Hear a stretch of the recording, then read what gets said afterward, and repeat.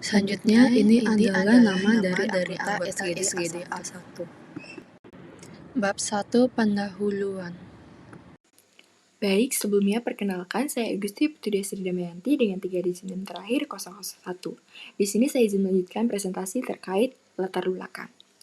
Leukoplakia berasal dari bahasa Yunani, yaitu leukos yang berarti putih dan plakos yang berarti plak, sehingga leukoplakia sering disebut sebagai plak putih. Leukoplakia juga dapat didefinisikan sebagai kelainan rongga mulut yang berpotensi menjadi ganas dan paling sering terjadi. Leukoplakia sendiri digolongkan sebagai oral potentially malignant disorder atau OPMD, bersama dengan berbagai lesi dan kondisi mulut lainnya, seperti oral lichen planus dan juga erythroplakia, di mana risiko perubahan dari leukoplakia menjadi keganasan ini bervariasi, antara 3,73% hingga 29%, atau sekitar 2/100 individu setiap tahunnya. Penelitian lain juga menunjukkan bahwa pasien dengan leukoplakia memiliki resiko 50 hingga 100 kali lebih besar terkena kanker dibandingkan dengan individu normal. OPMD seperti leukoplakia yang berubah menjadi oral squamous cell carcinoma yaitu keganasan ini memiliki angka harapan hidup sekitar 80% pada stadium 1 dan 2 dan 20% pada stadium 3 dan 4. Penting untuk memiliki pengetahuan yang tepat dan akurat terkait leukoplakia, sehingga penanganan dapat teratasi dengan baik dan kondisi pasien tidak sampai mengarah ke arah keganasan yang parah. Oleh karena itu, dalam penulisan studi proyek ini, penulis akan membahas lebih lengkap terkait leukoplakia. Baik, terima kasih atas kesempatannya. Sebelumnya perkenalkan, nama saya Muhammad Lukman dengan izin Makir 227. Izin untuk melampirkan rumusan masalah. Yang pertama adalah berdasarkan pemaparan latar belakang tadi, dapat dirumuskan masalah sebagai berikut. Yang pertama, apa definisi dan penyebab leukoplakia? Kedua, bagaimana faktor risiko leukoplakia? Yang ketiga, bagaimana manifestasi klinis leukoplakia? Dan yang terakhir, bagaimana tata laksana dan prognosis leukoplakia? Dan adapun tujuannya, yang pertama adalah untuk mengetahui definisi dan penyebab leukoplakia, untuk mengetahui faktor risiko leukoplakia. 3. Untuk mengetahui manifestasi klinis leukoplakia. Dan yang terakhir untuk mengetahui tata laksana dan prognosis leukoplakia. Yang terakhir untuk manfaat, dengan menyusun studi proyek ini, diharapkan mahasiswa dapat lebih meningkatkan pemahaman tentang leukoplakia. Mungkin sekian dari saya, terima kasih. Bab 2 Tinjauan Pustaka. Perkenalkan, nama saya Putu Kela Darwinaya dengan 3 digit NIM akhir 173. Selanjutnya definisi. Leukoplakia adalah suatu kondisi di mana terjadi pertumbuhan jaringan putih yang tidak dapat dihapus dengan mudah pada permukaan dalam mulut atau pada permukaan lendir lainnya. Ini adalah salah satu kondisi paling umum yang terjadi di dalam rongga mulut dan seringkali merupakan tanda dari iritasi atau kerusakan jaringan. Tanda klinis utama leukoplakia adalah adanya area putih-putih atau abu-abu di dalam mulut yang tidak dapat dihapus dengan sikat gigi. Beberapa lesi leukoplakia juga dapat disertai dengan rasa tidak nyaman atau terbakar. Leukoplakia dapat dibagi menjadi 2 jenis utama berdasarkan penampilan klinisnya. Leukoplakia non-berbahaya dan leukoplakia berbahaya. Leukoplakia non-berbahaya adalah jenis yang lebih umum dan biasanya tidak menyebabkan masalah serius. Namun, leukoplakia berbahaya juga dikenal sebagai displasia epitel adalah lesi yang memiliki potensi untuk berkembang menjadi kanker. Diagnosis pasti jenis leukoplakia sering kali memerlukan biopsi jaringan. Baik, perkenalkan nama saya Desa Kurnia Parmesti Dewi dengan 3 digit NIM terakhir 165. Di sini saya akan menjelaskan untuk epidemiologi dari leukoplakia, di mana leukoplakia adalah kelainan rongga mulut yang berpotensi menjadi ganas dan paling banyak diketahui, serta epidemiologinya telah terdokumentasi dengan baik, di mana prevalensinya itu bervariasi menurut berbagai penelitian ilmiah. Titik tinjauan global yang berkomprehensif dengan prevalensi itu 2,6% dan tingkat konversi keganasan berkisar antara 0,1% hingga 17,5%. Oleh karena itu, penting untuk memahami leukoplakia sebagai lesi oral potential malignant disorder dan juga memiliki pengetahuan yang sesuai untuk deteksi dini dan juga pengobatan yang relevan. Mungkin sekian dapat saya sampaikan. Terima kasih. Baik, terima kasih untuk kesempatannya. Sebelumnya perkenalkan, nama saya Putu Sri Darmayanti dengan 3 digit NIM Terhadap 38, izin untuk membawakan materi di bagian etiologi leukoplakia. Etiologi dari leukoplakia itu bersifat multifaktorial, di mana banyak penyebabnya itu bersifat idiopatik. Namun dalam beberapa penelitian disebutkan juga bahwa kondisi yang menginisiasi terjadinya leukoplakia itu dapat dipengaruhi oleh faktor ekstrinsik dan juga faktor intrinsik. Untuk faktor yang pertama yaitu tembakau. Tembakau yang menjadi bahan dasar rokok dan juga kinang itu merupakan penyebab paling umum dalam penyakit leukoplakia. Hal ini dikarenakan dalam beberapa budaya menghisap rokok di mana asap dari ujung yang terbakar itu disimpan dalam mulut sehingga akan menyebabkan lesi mukosa oral, termasuk leukoplakia. Yang kedua itu adalah alkohol. Untuk konsumsi alkohol berlebih dengan diikuti konsumsi dengan tembakau itu menimbulkan adanya efek sinergistik, di mana alkohol ini sangat terkait dengan adanya atrofi pada mukosa mulut, serta stimulasi kimia mukosa yang berlebihan menyebabkan kerentanan lebih besar terhadap karsinogen, sehingga hal ini bisa saja menjadi leukoplakia. Selanjutnya, infeksi virus dan juga jamur. Peran kandidiasis kronis telah dikaitkan dengan perkembangan leukoplakia, terutama leukoplakia non-homogen. Hal ini mungkin terkait dengan potensi nitrosasi tinggi dari beberapa bentuk kandida dengan produksi nitrosamin endogen. Dalam hal ini perlu juga untuk dibedakan faktor penyebab yang untuk menyingkirkan lesi oral putih lainnya, seperti apabila terkena virus HPV, EBV, ataupun manifestasi leukoplakia yang masih belum jelas. Mungkin sekian penjelasan dari saya berdasarkan etiologi leukoplakia. Terima kasih. Perkenalkan, nama saya Gede Saputra dengan 3 digit terakhir 209. Di sini saya akan menjelaskan mengenai patofisiologi leukoplakia.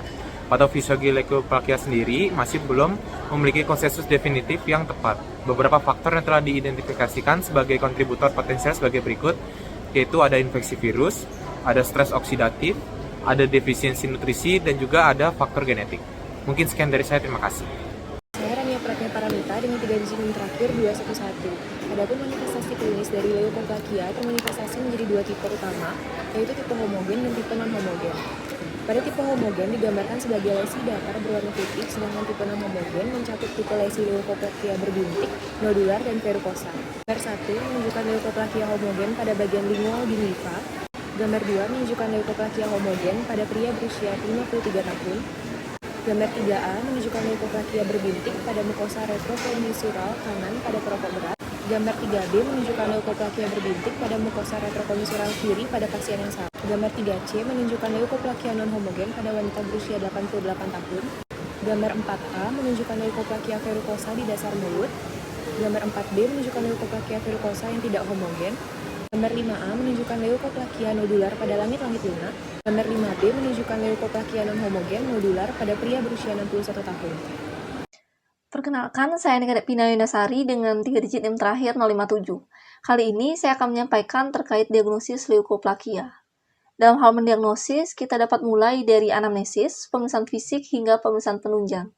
Anamnesis bertujuan untuk mengetahui terkait bagaimana keluhan pasien dan riwayat serta pola kebiasaan pasien yang berhubungan dengan keluhan yang disampaikan. Terdapat beberapa parameter yang memiliki kaitan dengan diagnosis klinis leukoplakia, di antaranya terkait usia, lalu kedua terkait riwayat kesehatan sebelumnya yang memiliki manifestasi serupa, seperti manifestasi oral dari HIV dan sifilis.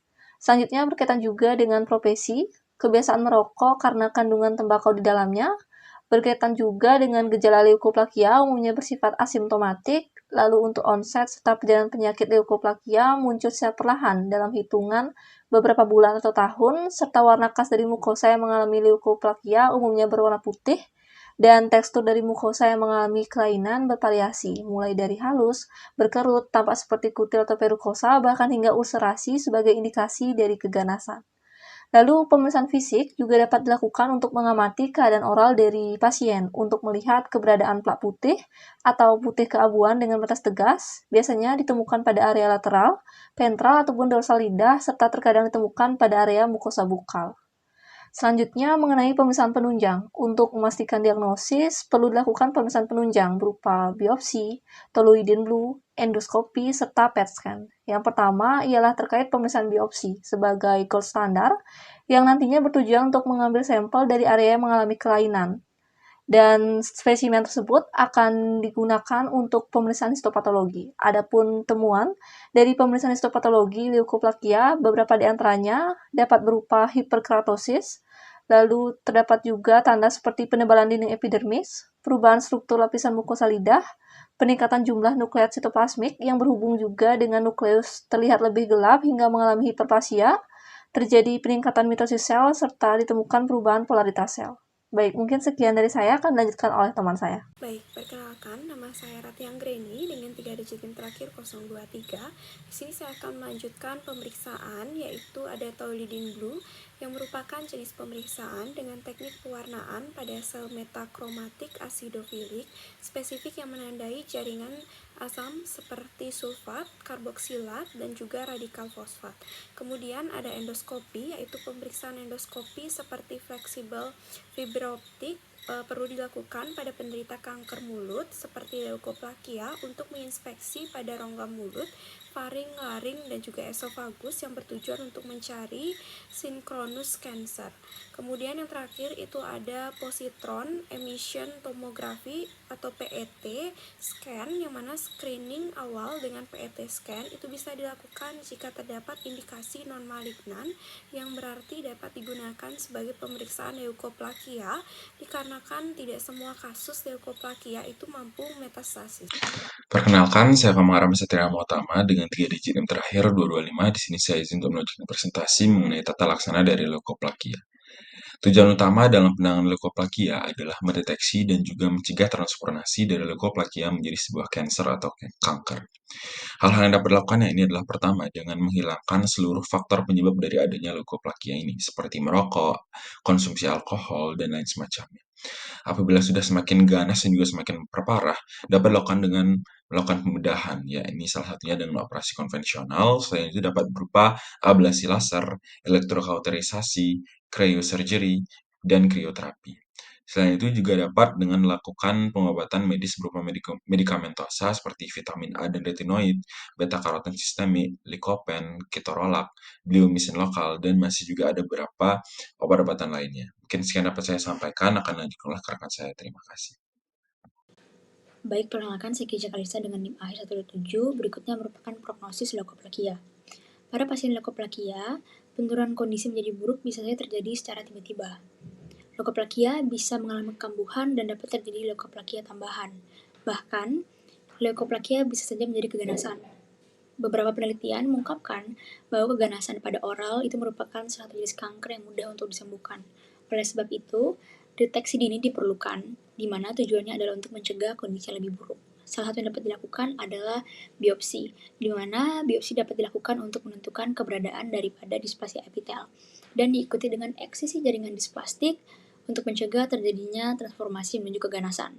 Selain itu, evaluasi klinis itu dapat dilakukan setiap 6 bulan dan pada lesi fase 4 dapat dilakukan setiap 2-3 bulan. Bab 3. Penutup. Baik, perkenalkan, nama saya Muhammad Yanuri Ekza dengan 3 digit NIM 96. Di sini saya akan melanjutkan presentasi terkait student project kami dari SGDA 1, yakni mengenai kesimpulan. Jadi leukoplakia yakni merupakan lesi keratosis putih berupa bercak pada mukosa mulut yang tidak memiliki ciri khas tertentu dan umumnya disebabkan oleh tembakau.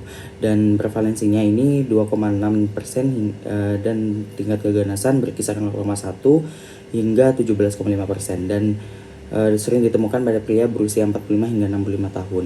Dan leukoplakia ini ada beberapa jenis, yakni mulai dari verrucosa proliferatif, lalu ada candida, lalu ada sifilis, lalu ada hairy leukoplakia, dan leukoplakia pada gagal ginjal kronis.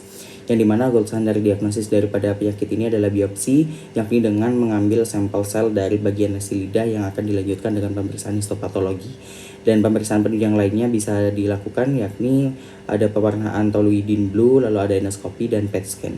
Dan tata laksana daripada leukoplakia yakni melakukan eliminasi dari berbagai faktor penyebab, dan metode yang dapat dilakukan diantaranya adalah metode konservatif dengan penggunaan agen kemoterapi, kemopreventif. Baik, di sini saya akan lanjutkan dengan saran, yang dimana di sini kami sebagai penulis dari SGD 1 berharap bahwa pembaca dapat memahami dan menelaah isi daripada student project atau kajian yang sudah kami buat ini. Pemahaman mendalam mengenai leukoplakia kami harapkan dapat memberikan kontribusi dalam pencegahan dan penanganan terhadap penyakit leukoplakia. Selain itu, kajian atau student project ini kami harapkan juga dapat menjadi referensi bagi penulis lain dalam pengembangan kajian seputar leukoplakia ke depannya. Bagi institusi diharapkan dapat lebih menambah referensi di sumber kepustakaan mengenai leukoplakia, serta menambah wawasan dan pengetahuan mengenai leukoplakia terhadap klinis dan akademis. Mungkin itu saja presentasi dari saya, akan dilanjutkan oleh rekan saya. Terima kasih. Sekian presentasi dari SGD A1, terima kasih.